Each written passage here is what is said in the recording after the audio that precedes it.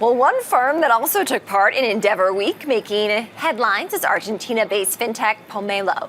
The startup raised $55 million in a Series C funding round last week, and its chief executive told Ashley more about the work that it's doing. Let's take a look. So we are a payments infrastructure company for Latin America, and we are basically modernizing the payment stack in the region.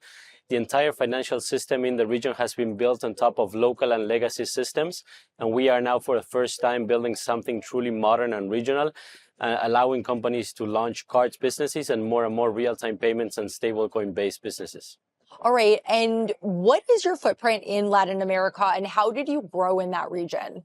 So today we're present in 8 markets, the 8 largest markets in Latin America. We took a rather unconventional approach to company building. Typically, companies launch in one market, and as they get product market fit, they expand to other markets. We went straight to 6 markets and then expanded to 2 more, making it 8. And that's because our thesis has always been truly regional. Ultimately, we help companies expand payments businesses through Latin America, or help global companies execute Latin America as part of a global footprint. So that's why it's always been very, very important for us to have that sort of regional footprint. And that's what led us to 8 markets in a very short period of time. All right, and what fintech products are gaining the most traction in the regions that you serve? So today I would say 2 things. We are seeing more traditional banks going faster and faster through that sort of digital transformation process.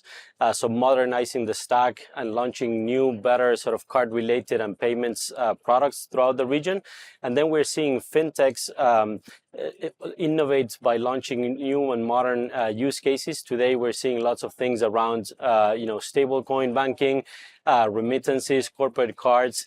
So it's a very, very dynamic ecosystem now with banks modernizing and fintechs going very fast to new modern use cases. All right, and what do you think will shape the future of financial infrastructure in Latin America? So I think unlike the US or unlike in Europe that have always been very card-centric, what we're seeing now in Latin America is like a multi-rail payments ecosystem. What that means is that we have cards that have been always very, very important and relevant for the region, but we're also seeing real-time payments like Pix in Brazil emerge and gain a lot of traction, and most recently stablecoins as a rail themselves. So LATAM has this rare ecosystem that has like 3 very clear digital rails, and I think that's where the financial system of the future will be built on top of. Why did you become an Endeavor entrepreneur, and what support have they provided for you? Endeavor has been an amazing partner. Endeavor was actually born more than 25 years ago in Argentina and Chile. So for us as Latin American entrepreneurs, it's always been very, very aspirational to be part of the Endeavor network. We were very, very fortunate to join the network in 2022, and they have been great partners. We have been working with them throughout the region, but also globally. I think it's an incredible organization, second to none, and one that it's truly aspirational for any entrepreneur, especially in emerging markets.